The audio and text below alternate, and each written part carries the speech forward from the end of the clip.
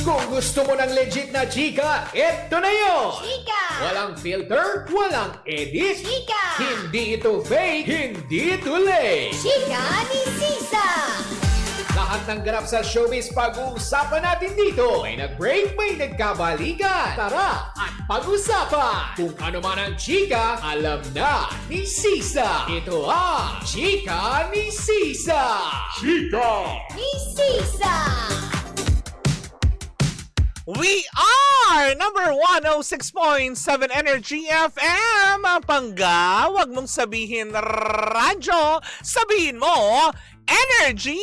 Sa magandang hapon pa rin po sa lahat pa rin po ng ating mga pangga na nakatutok sa atin, lalo na ang mga taga Tugatog, Malabon. Palakpakan nyo ang inyong mga sarili.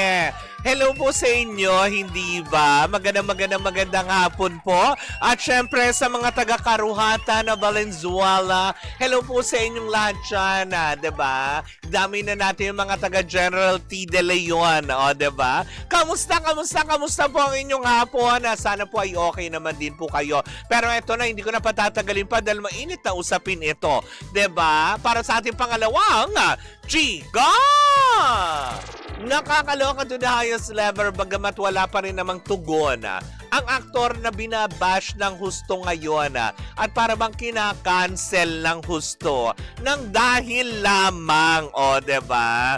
May mga tao na kasi talaga ngayon na nagsasabi, sabi ni Rems, diba? Sabi ni Rems Tiburcio, ayan, pa-shoutout daw po kay Rems at QC always listening. Diba? Si Rems. Hi Rems, hi Ate Corina. So eto na nga, nagkaroon ng usapin dahil nga, parang ilang araw pa lang ito, nag-feed na, may mga nagsasabi na, ay lumabas na yung totoong sinusuportahan di umano ni Joshua Garcia na makaano pala siya, diba? Maka-DDS, Kemerut, may mga ganon.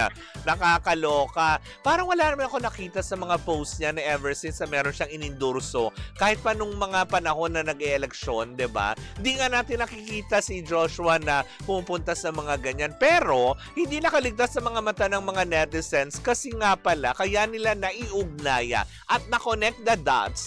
Dahil sa di umanong, parang for me, wala namang malisyoso siguro doon. Pero binigyan ng pakahulugan nang mag-repost siya ng ilang mga video clips mula sa impeachment trial na nagaganap ngayon. Diba? Kaya nga ang hirap mag-repost Ayoko ng ganyan Ang nire-repost ko lang talaga yung nire-repost ng I Love Kat Encarnacion Diba? Na nakatutok na ang kanilang mga branches dito sa Metro Manila sa Energy FM. Yan ang mga dapat na nire-repost natin. Diba? Katulad na lang yung mga pag-live selling ni Tita Mayet de la Rosa. Yan ang mga nire-repost na. Diba? Bagaman talaga nga naman na umani ng samut-saring reaksyon, although hindi pa nagbibigay ng tugon ang aktor dito sa kanyang kinasasangkutan ngayon na medyo parang nalagay nga ba sa alanganin ay pinagtanggol din naman siya. Mukha yatang nagkomento na ang comedian actress sa si Pokwang, diba? Na sinasabi nga niya na bakit hindi daw hayaan, diba? Kasi kung karapatan naman niya mag-post yan ng ganyan, wala naman siyang sinabi na kung anong komento. Nire-post lang yung video, diba? Kasi pwede yan It's either nire-post mo yung video kasi natatawa ka na lang sa nangyayari. Pangalawa, or talagang meron kang sinusuportahan. Pero hindi ko naman sinasabi na sinusuportahan niya yun kasi syempre, sa social media, diba? Aminin nyo man din wala nang ibang lumabas sa FYP nating lahat kung hindi yung hearing sa araw-araw na ginawa nila. Hindi ba? Na nakakatawa na lang. Diba? Kung parang nga sa iba na tipong, problemahin ko pa ba yung hearing na yan? May utang nga ako na dapat bayaran. Hoy! O kaya mo problemahin mo, ano kayang lulutuin diba? Ano kayang lulutuin na naman namin ngayong gabi? Yan ang mga pinakamahirap isipin diba? Lalo pa pag malapit na mag-dinner, diba? Yung usually, nandyan sa harapan mo, may karne, diba? Kung hindi man baboy, may baka. 'di ba? O kaya manok. Tititigan mo lang yan ng ilang minuto kasi iisipin mo naman na paano mo na, anong luto na naman ang gagawin. 'Di ba? Maraming ganyan. Totoo, 'di ba? Hi, Sir Jong Shotzi. Ayan. Nang I Love Cut Encarnacion. Ganda for everyone. Ganon. Diba na nakakaloka yun? Sabi niya, lahat na lang masama sa tingin ng iba. Ayoko na talaga sa Earth. Sakay ng space shuttle, gano'n. Diba? Hindi, pero totoo naman din, diba? Parang sa akin naman, it's unfair naman na totoo naman din yung sinabi ni, ni Mamang Pokwang na kasi artista siya, kaya napansin at nirepost niya. Hindi naman porket nagrepost ka ng isang bagay, hindi ba pa pwedeng kasi yun nga, una, natatawa ka sa nangyayari. Pangalawa, kasi parang gusto mo lang din ipakita na, tignan mo, wala naman na nangyayari. Mga ganyan. So, 'di ba? Parang nawawalan ka na lang din ng pag-asa na okay 'di ba? Ano pang gagawin natin? Aasa pa ba tayo sa mga ganito or magsusumikap tayo? 'Di ba yung mga ganyan? Or ako na lang ba ang kikilos? Kaya nga 'di ba, work galore, pero 'di mo, kawawa naman si Baby Joshua. 'Di ba? Ako para sa akin I don't see anything wrong with that kasi ang dami namang gumagawa niyan eh. Tama si Mamang Pokwang kasi artista kaya napansin, 'di ba? Kaya binabatikos ngayon. Pero kung ordinaryong tao 'yan, 'di ba? Lalaitin nyo pa, 'di ba? Yung may mga ganyan. Kung ako nag-post niyan, katakot-takot na ng bashing. Pero hindi natin gagawin kasi nga sabi ko nga, 'di ba? Mas maganda na lang na tanungin niyo ako kung anong kulay nga ng panty ko, gano?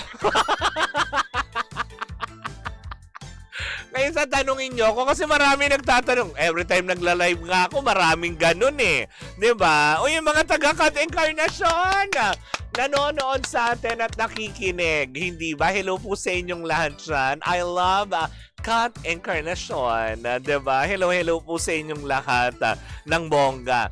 'Di ba? Pero yun na nga, 'di ba? Mabalik tayo doon kasi minsan nga may nagtanong nga sa akin, sabi niya, sino po ba ang nyo? Sinusuportahan nyo? Sino po ba yung ganito? Sinabi ko lang naman dun sa tao, susuportahan ko lang naman yung politiko na ito kung sino nga yung makakapagpakulong at mapapanagot niya dito sa kanilang pinausbong na flood control project, yung mga dapat managot katwing nagbabaha-baha tayo, kung sino nga ba yung dapat na ganito, yun.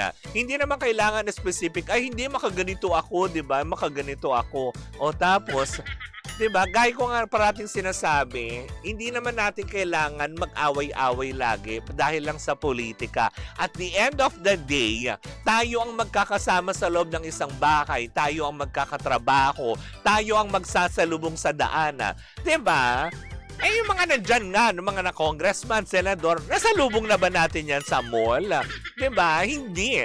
Tayo din na nagsasalubong. Kaya, mas magandang to spread love than hate. Wag na natin problemahin pa yung problema nila. 'Di ba? Sa Senado, sa Kongreso, sila nga namumroblema sila sa mga pinagagagawa nila. Dadagdag pa ba tayo doon? Meron din tayong sariling problema na dapat ayusin. 'Di ba? Kung paano pagkakasyahin natin yung budget, alam mo yun, na meron tayo para hanggang saan susunod na cut-off. Paano mo babudgetin yung pera mo na kailangan mo maghulog sa inutangan mo, hindi yung tatagu-taguan mo.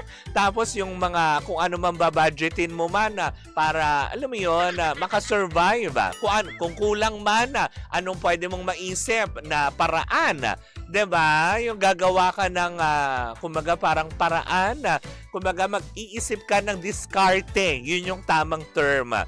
Tamang diskarte para madagdagan yung kita mo kung alam mo namang kulang, 'di ba? Hindi yung aasa ka sa 4-piece, sa tupad. Ay nako. 'Di ba yung mga bakit ba parang ang dami mong hugot, bakla ka? 'Di ba? Sabi niya, tapos may isang video si Joshua na nagsisisi at nagsosorry. Pero, lumang video na yun. Hindi, yung video yata na yun, yung interview niya kay Tito Boy, if I'm not mistaken, yun yung time na naghiwalay sila ni Julia Barreto. Walang kaugnayan yan dyan. Adele Bernal, happening now, impeachment trial day 8. Kaya lang si Joshua updated. So isa rin yan sa pag-uusapan nila ngayon. Oh my gosh. Kasi si Ann Curtis pag-usapan sa Kongreso dahil kay Congressman Bong Suntay. Tama ba ako? Tama, di ba? Congressman Suntay. O ngayon naman si Joshua Garcia. Siya naman ang topic ngayon sa Senado. Ay, nako! Talagang hindi ko na kinakaya. Sabi niya, wow, may bashers ang kapitana. Hindi ko nga din alam eh. Bait ko naman. Charo. Bait naman ako. Pero hindi na magiging mabait si Toby pag umoti pa ako. Kaya yun lang. Tapusin na natin to. Let's wrap this up, 'di ba? Sana naman po, 'di ba? Wag naman tayo basta manghusga ng mga taong gusto lang din mag-express ng kung ano man ang gusto nilang gawin sa mga kanya-kanyang social media. Hindi naman lahat po kailangan umayon sa kung anong gusto nyo, sa kung ano ang alam mo yun na kumaga sa gusto nyo at sa gusto ng nakararami. Kasi minsan, yun ang makakapagpasaya sa kanya. Baka naman kasi may nakikita siya na dapat lang niyang i-share. 'Di ba? Parang si Joshua, 'di ba? Wala naman siyang intensyon para ipagsigawan kung sino sinusuportahan niyang politiko. Tapos yung mga tao nag-react naman talaga kaagad ng napaka-OA. Dapat yung hawak mo ang letter B. Yung yung favorite, 'di ba? Hanggang now, oo, 'di ba? Ni hindi, ano sabi? Sandali, ang bilis tong mga messages Very active kayo nowadays, I love it. 'Di ba? Tapos hindi, lahat na lang masama. Totoo, nabasa ko na 'yan. Ay, binura agad. Bakit nabubura 'yun? Ayaw na niyang ipabasa sa atin. Dapat baka may puting telon na dyan. Yes, meron na nga. Kaya nga naman ako'y magbababay na, 'di ba? Hayaan na lang po muna natin. Respetuhin na lang natin ang isa't isa at hindi natin kailangan udyokan, diktahan yung mga tao sa kung anong dapat nilang gawin. 'Di ba? Hayaan natin dahil lahat naman tayo may karapatan naman na maghayag ng ating saloobin sa kung ano man ang ating feeling natin na makapagpapasaya sa atin, 'di ba? Hindi naman kailangan lagi nakabase yan sa ibang tao. And that's it. Baka ganun lang naman, 'di ba? Give the boy the chance naman. Huwag naman kagad natin siyang husgahan ng dahil lang sa nag-repost. 'Di ba? Madaming gumagawa niyan. Nakakaloka, 'di ba? Anyways, ayan po muna ang ating chikahan on a Wednesday morning, afternoon. Nasanay na pang umaga, bakla mag-apat na buwan ka ng panghapon. Diba? Bukas po magkakitaan tayo sa may San Andres, Manila para sa huli ka panggahatid yan sa atin ng MX3, diba? Kung sinong maswerteng pangga natin ang pagkakalooban na naman natin ng regalo, well, sama-sama natin pakatutukan yan bukas sa Mercury Drugstore San Andres, Manila. Ayan. Magkita-kita tayo dyan. Well, in the meantime, mga pangga, muli po ako po sa Kapitana Sisa at eto pa rin ang Chika ni Sisa. Woo, woo, woo, woo, woo! At tuloy-tuloy pa rin po ang ating tugtugan. Syempre, dito po lamang yan sa number 106.7 Energy FM. Panggawag mong sabihin radyo, sabihin mo Energy.